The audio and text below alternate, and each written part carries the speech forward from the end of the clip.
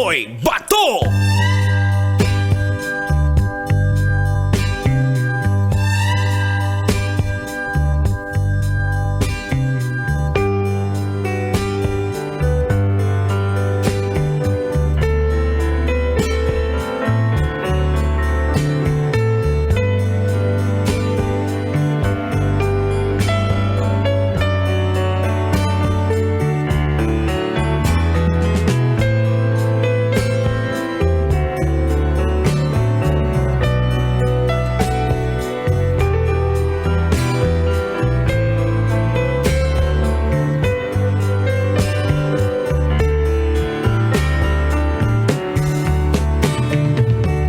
Usa kaming gabi mga angkol ug mga auntie. Tuguti na sab ko ninyo na mangayon na sa pagkatahuran. Magandang gabi po sa inyo mga kabisyo. At andito na naman po ang ating programa Totoy na Love. At syempre ito yung programa na kung saan pinag-uusapan po natin ang iba't ibang mga nangyayari, mga pangyayari na siguro it's been a big impact sa imuhang kinabuhi. Alam natin yan mga kabisyo na marami pong mga dumadaan na mga problema, dumadaan na mga pangyayari, at minsan hindi natin ito pwedeng makalimutan. Kasi minsan din ito yung magiging gabay din natin siguro sa panahon na kung saan yung pangyayari ay uulit. So at least kahit papano meron kang stepping stone, no? Meron ka pong pwedeng apakan para hindi ka mahulog. Ayan, kumusta naman po mga kabisyo, no? Kumusta ang inyong lagay? At kanina, mga bandang alas 8, if you're residing here around the Metro Manila, no? Sa may Pasay area, bigla akong nagulat kasi mga bandang alas 8 pasado, biglang bumuhos ang malakas na ulan. Uy, tama-tama kasi sobrang init kanina mga kabisyo, no? Of course, kaninang hapon po sa may hapon hanggang later part na ngayong gabi. Of course, happy 5th anniversary, no? Sa PTEX, pang 5 taon na po ang PTEX, no? Paranaque Integrated Terminal Exchange. Kung gusto mong pumunta may bandang south, dito ka dadaan sa may PTEX po iyan. If you're from Metro Manila, sasakay po kayo ng bus dyan. Ako, it's not just a simpleng terminal, pero it's a land port terminal. Yan.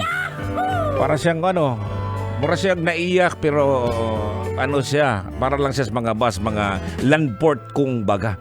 So, hindi lang mga sasakyan lang doon. Maraming kainan. Ayan, kainan. Meron ding mga kung saan makakabili ka ng mga damit.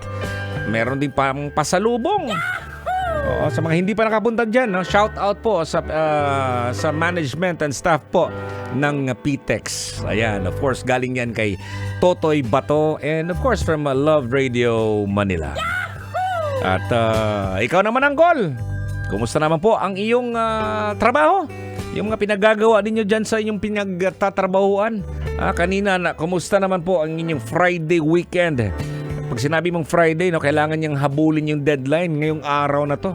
Kaya karamihan siguro sa atin, late na pong nauuwi. Hindi lang dahil late pong nauuwi, dahil na kailangang tapusin, yung iba naman din ay umiiwas po sa traffic. Kakaiba. Lalong-lalo na ngayon, no? Ngayon po ang unang araw po na buwan ng December. So, ibig sabihin, we only have 24 days before Christmas. At handang-handa na po ba tayo sa Pasko? Ayan, siyempre, handang-handa na po tayo sa ating Christmas party. Kailan ba yung Christmas party ninyo?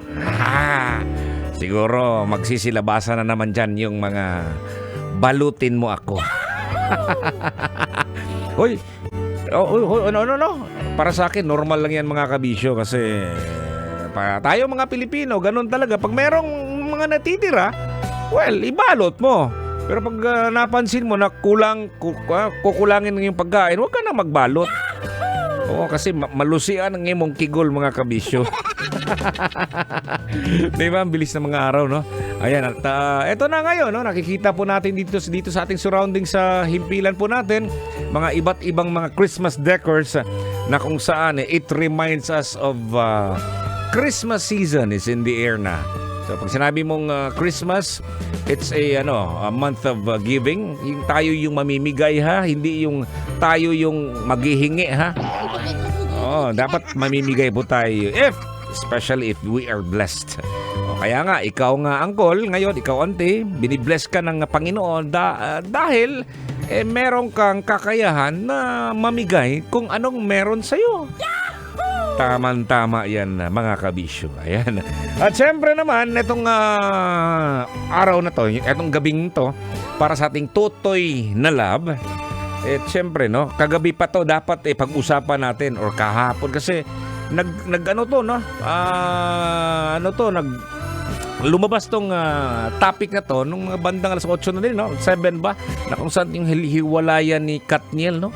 Kawawa naman, no?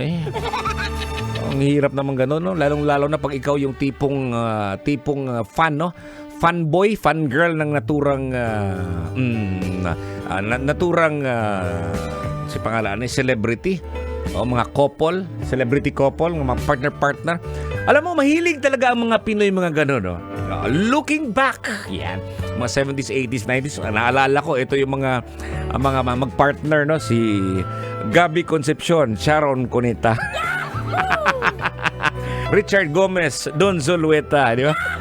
Ano pa yung may mga listahan po ako dyan, no? Babanggitin po mamaya yan, yung mga paborito nyo. Meron pa Aldab nga, di ba? Di ba? Oo, pag nagkaroon kasi ng paghihiwalay ang naturang mga partner, celebrity couple, kahit tayo naapektuhan, di ba? Ganon ang epekto ng relasyon. Pag sinabi mong Pilipino, ganon talaga. Kahit naman siguro, kahit naman hindi naman direktamente sa atin na kilala natin yung tao, pero pag nakikita natin sila, iniidolo natin sila, akala natin na may forever. Pero ito, walang forever. Siguro may mga dahilan din yan mga kabisyo, no? So, let's take into consideration also sa mga reasons kung bakit sila naghiwalay, no? Di man nato na sila kayang bawalan, pero ganun talagang buhay, no? Life must go on. Tama-tama yan. At mahirap din naman sa kanila, no? Being celebrity couples, being partners, kasi maraming tagahanga at saka nag-iingat din sila. Kasi pag siguro kung naghiwalay sila, ang mangyayari dyan, marami pong apektado. Kanira bago mga Pilipino, Saskao, usog kayong mag-apil-apil. Isag layo ra kayo, apil-apilon yun, lami kay Lucio ng Kigol. Ayan, pero bago po yan mga kabisyo, no? Ayan, gusto ko lang pong i-like, no? Invite kita na i-like at follow mo muna ang aking fan page, no? Totoy Bato Official. Ayan, gusto kong masagot mo ito doon, no? At mag-comment ka. Kasi ang pag-uusapan po natin dito, mga kabisyo, ay etong sinasabi natin na hiwalayan. Ayan. Hiwalayan at kung ano ito? Ano ba yung kahulugan nito? At syempre yung mga dahilan, no? Mga iba't ibang dahilan ng hiwalayan. Ayan. So pag-uusapan po natin yan na maya-maya mga kabisyo. At ang nakalagay po sa aking fan page po ay ano ang madalas dahilan ng hiwalayan ng mag-asawa o mag-syota? Alam ko meron kang mga listahan siguro dyan, no? Iilan, no? Babanggitin yan mamaya natin, no? Sa ating pangalawang oras. Again, ano ang madalas na dahilan ng hiwalayan ng mag-asawa, mag-syota? Pwedeng kasal, pwedeng hindi kasal, pwedeng live-in partner, pwedeng uyab-uyab lang, trato-trato lang. Pag-usapan natin yan, yung mga dahilan po. Ayan. Kinig yapon si Totoy Bato, ang inyong kasama. Magandang gabi po sa ating mga manong driver dyan. Laging nakatutok po sa atin, no? Nakatutoy po sa programa natin. Hindi lang mga taxi driver, grab driver, lala move driver. Meron tayong mga bagong mga listeners din, no? Mga truck trailer driver. Siyempre, mga security guard, nandyan yun, mga PSG, police sa gate.